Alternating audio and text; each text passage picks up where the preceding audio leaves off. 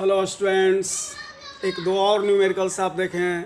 आप अभी कह रहे होंगे कि सर ये तो सेम डिस्टेंस पर, आपका पिछला जो वीडियो देखे उसमें था कि सेम चार्ज है, सेम डिस्टेंस पर है, लेकिन अलग अलग केवल मीडियम में है। तो परमिटिविटी, रिलेटिव परमिटिविटी जो था वह किसी में दुगना हुआ, किसी में चार गुना हुआ, इस तरह से आपको देखने में मिला। आज अभी जो मैं बताने जा रहा हूँ तो सेम चार्ज है बट डिफरेंट डिफरेंट डिस्टेंस पर रखा हुआ है, डिफरेंट डिफरेंट मीडियम में रखा हुआ है। तो स्टूडेंट्स, सपोज करो कि एक क्वेश्चन मैं दे रहा हूँ कि there are two charges Q1 and Q2 are placed in, suppose करो vacuum in free space and at the distance d. Here the force act between the charges is F naught. F naught का मतलब force act in vacuum between two charges. Vacuum में जो force लग रहा है दो चार्जों के बीच में d डिस्टेंस पर रखा हुआ है तो F naught है। स्टूडेंट्स, अब मैं बता रहा हूँ कि सेम चार्ज है Q1 and Q2, same charge है, लेकिन उन दोनों सेम चार्ज को अब हमने क्या किया कि डिस्टेंस को बढ़ा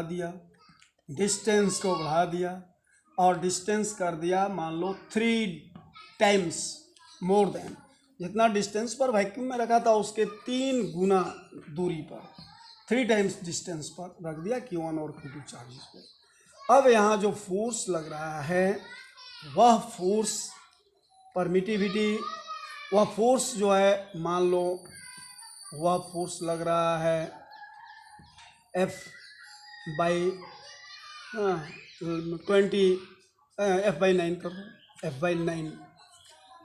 उस फोर्स का इसमें जो फोर्स लग रहा है वह लग रहा है 9वां टाइम्स ना।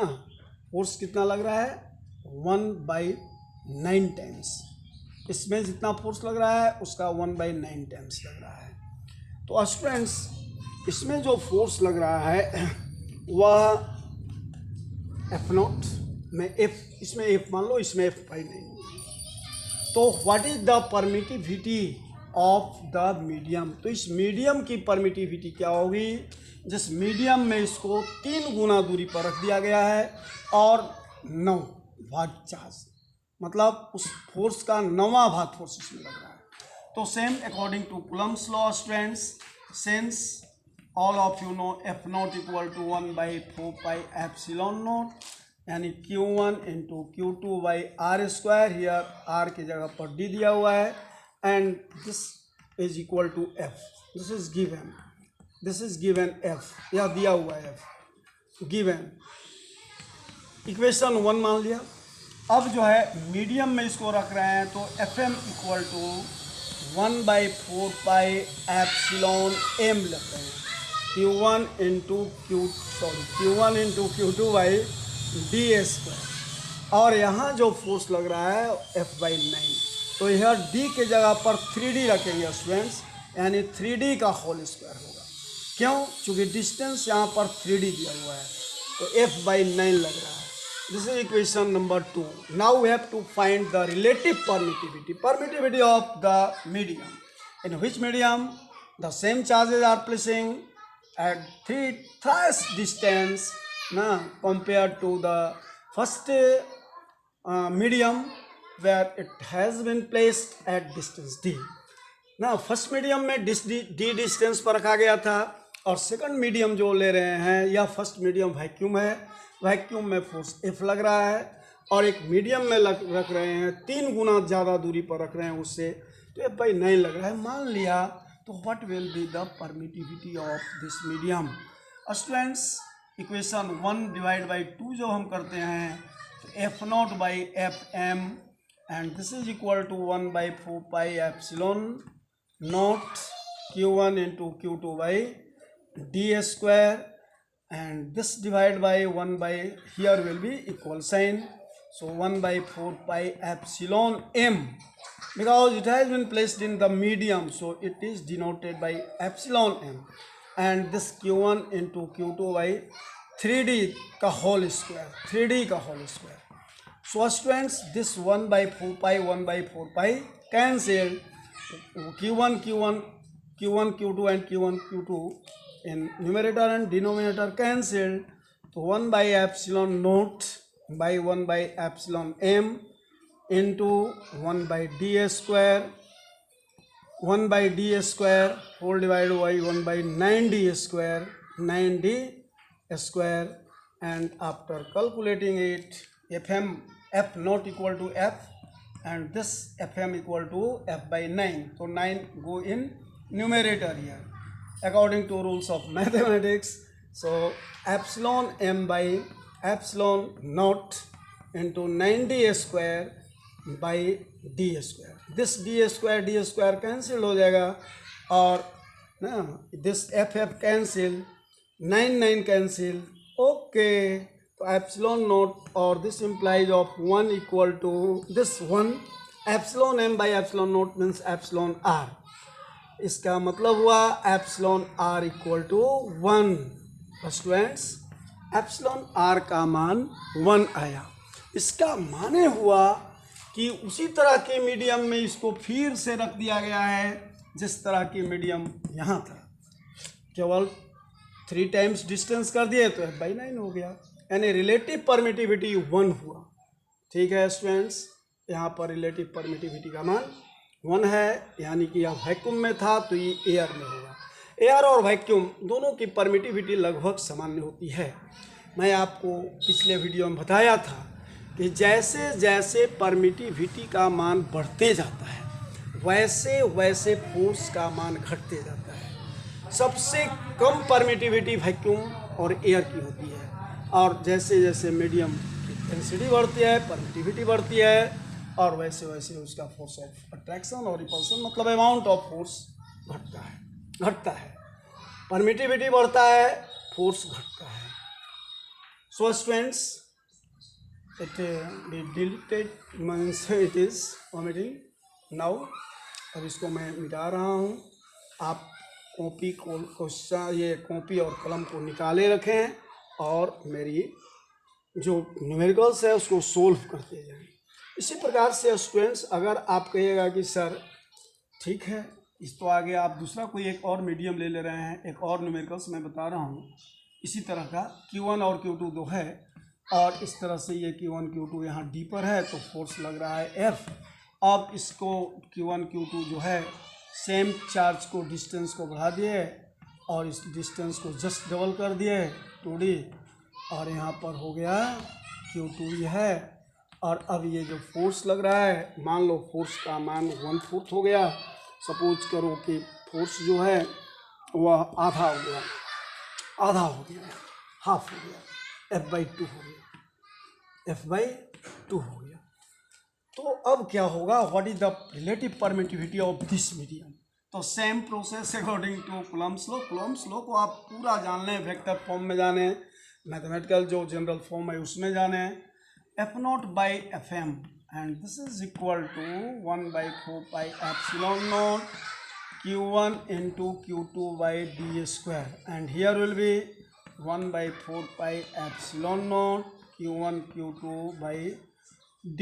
2d का whole square means 4d square. Students, this cancel, Q1 Q2 cancel, d square cancel. So we get epsilon m by epsilon naught. Sorry, यहाँ पर एप्सिलॉन m है, एप्सिलॉन m है, तो epsilon m by epsilon naught into 4/1.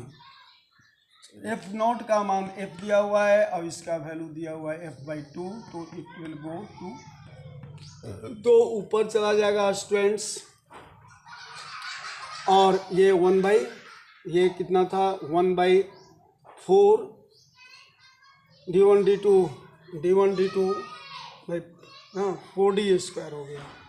तो इस तरह से ये 4 ऊपर चला गया and this is equal to epsilon m by epsilon naught epsilon r हो गया इंटू 4.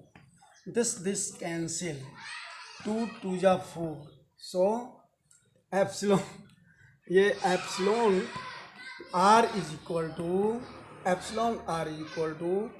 1/2 1/2। अब आप कह सकते हैं कि एक ऐसे स्पेस की कल्पना करें जो वैक्यूम से भी रेयरेस्ट हो, वैक्यूम से भी रेयरेस्ट उसकी कल्पना हम कर रहे हैं। वहाँ भी क्योंकि फिजिक्स कल्पना की चीज़ है तो हाफ हो जाएगा फोर्स। एप्सिलॉन आर का मान घट गया, मतलब रेयरेस्ट जहाँ वैक्यूम है वहाँ भी ईथर पार्टिकल्स की कल्पना की गई है। यहाँ मैं उसकी कल्पना कर रहा हूँ जहाँ कुछ भी नहीं है, उसकी कल्पना से भी मैं परे कल्पना किया। स्टूडेंट्स, अगर एक नेक्स्ट और इसी तरह का क्वेश्चन मैं दे रहा हूँ, उसको आप देखें। सेम क्वेश्चन नंबर बढ़ा दो, इसको कॉपी और कलम निकाल कर नोट कर लो। अब इसको d को यहाँ पर d/2 कर दो। नेक्स्ट क्वेश्चन d/2 कर दो। अब ये d/2 जब करोगे और मान लो फोर्स वही है, F/2 ही है, तब क्या होगा? What happened now when the distance becomes half. अब ये डिस्टेंस जो है d/2 हो गया। Q1 Q2, यहाँ पर Q2 है, ये Q1 है, Q2 है, अब ये d/2 है। अब क्या होगा? डिस्टेंस को हाफ कर दिया, अब क्या होगा? What happened now? तो F0 equal to 1/4 pi epsilon naught. Same तरह का अब तो आप बना लेंगे। अब क्या सर, अब छोड़िए, बहुत आपने बताया, बहुत बताया, मैं समझ गया। बाई F0/F डायरेक्ट लिख रहा हूँ, F0/Fm this 1/4 pi epsilon m into Q1 Q2 by d/2 का होल स्क्वायर, यानी d² इंटू d/2 का होल स्क्वायर and d² into 4। This 1/4 pi Q1 Q2 d² will be cancelled, so you get what? Epsilon m by epsilon naught, epsilon m by epsilon naught into 1/1 into 1/4, ये हो जाएगा, कितना हो गया? तो 1/4, यानी ये d/2, तो ये 4 यहाँ चला जाएगा स्टूडेंट, d/2 यानी 4, तो दिस 1/4। नाउ F0 का value, F0 means F that is given and this is F/2, so F/2, now it will go into F/2 here numerator, and this is a epsilon m by epsilon naught means relative permittivity by 4, और this cancel, cross multiply epsilon R equal to 4 to the 8, so ये epsilon R का value हुआ। इस प्रकार से you can solve yourself a lot of problems. First of all you have to take the concept students, permittivity, that is the property of the medium. और जैसे जैसे दिमाग में यही रखना है कि परमिटिविटी का वैल्यू बढ़ेगा वैसे वैसे फोर्स घटेगा, और परमिटिविटी घटेगा तो फोर्स बढ़ेगा। सबसे अधिक फोर्स होता है वैक्यूम में, लेकिन उससे भी मैं अभी आपको दिखाया था कि उससे भी आप जो है सो एक ऐसा फोर्स की कल्पना कर सकते, एक ऐसे क्वेश्चन का कल्पना कर सकते हैं। क्वेश्चन बनाओ, सोचो। हाँ, ऐसा नहीं है स्टूडेंट्स कि न्यूटन जो सोच लिया बस उतना ही तक सीमित था, आइंस्टीन जो सोच लिया वहीं तक सीमित था। आपको एक थिंकर होना होगा फिजिक्स के लिए। थिंकिंग करो, कॉन्सेप्ट लो। A lot of thanks. I will meet in next video. यदि आप वीडियो को लाइक न किए हो तो लाइक करें। मैं बार बार कहता हूँ आप चैनल अवश्य सब्सक्राइब करें, फिजिक्स सारथी को सब्सक्राइब करें। आपको बहुत तरह के मैं न्यूमेरिकल्स और बहुत तरह के थ्योरी कॉन्सेप्चुअल चीज़ देते रहूँगा। अ लॉट ऑफ थैंक्स स्टूडेंट्स।